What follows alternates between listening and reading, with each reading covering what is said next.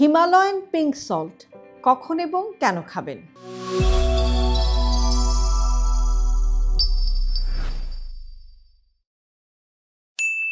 সাদা লবণ তো আমরা সবাই খাই, কিন্তু গোলাপি লবণ কি সত্যি বেশি উপকারী? হিমালয়ান পিঙ্ক সল্ট আজকাল খুব জনপ্রিয়, কিন্তু এটা সবার জন্য ম্যাজিক সল্ট না। সঠিকভাবে বুঝে খাওয়াটা অত্যন্ত জরুরি।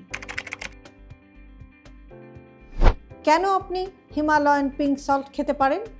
এর মধ্যে মিনারেলস থাকে। এতে সামান্য পরিমাণে ম্যাগনেসিয়াম, পটাশিয়াম, ক্যালসিয়াম এই জাতীয় মিনারেলস থাকে। এটা শরীরের ইলেকট্রোলাইট ব্যালেন্সে সাহায্য করতে পারে। শরীরের হাইড্রেশনকেও এটা সাপোর্ট করতে পারে। গরমে ঘামের সাথে লবণ বের হয়ে যায়। সামান্য পরিমাণে হিমালয়ান পিঙ্ক সল্ট পানির ভারসাম্যটা বজায় রাখতে সাহায্য করতে পারে। খাবারের স্বাদ উন্নত করে, প্রাকৃতিক স্বাদ বাড়ায়, প্রসেস টেস্ট কম থাকে। কখন খেতে পারেন? গরমে ঘাম বেশি হলে পরিমিত পরিমাণে আপনি হিমালয়ান পিঙ্ক সল্ট খেতে পারেন।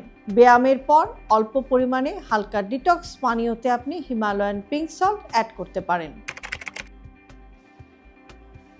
গুরুত্বপূর্ণ সতর্কতা হচ্ছে যে এটা সাধারণ লবণের বিকল্প, সম্পূর্ণ স্বাস্থ্যকর সুপারফুড না। হিমালয়ান পিঙ্ক সল্ট বেশি খেলে হাইপারটেনশন বা উচ্চ রক্তচাপ বেড়ে যেতে পারে, পানি জমে যেতে পারে, হার্টের ঝুঁকিও বাড়তে পারে। কতটা খাবেন? দিনে মোট লবণ 5 গ্রাম অর্থাৎ 1 চা চামচের মতো আপনার জন্য বরাদ্দ।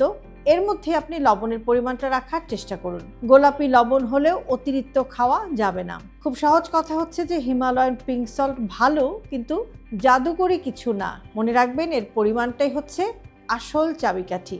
আপনি কি এই সল্ট ব্যবহার করেন? আপনার অভিজ্ঞতাটা কেমন? শেয়ার করতে পারেন কমেন্ট বক্সে আমাদের সাথে। আর এই ধরনের আরও ছোট ছোট হেলথ টিপস নিয়মিত পেতে আমাদের সাথেই থাকুন।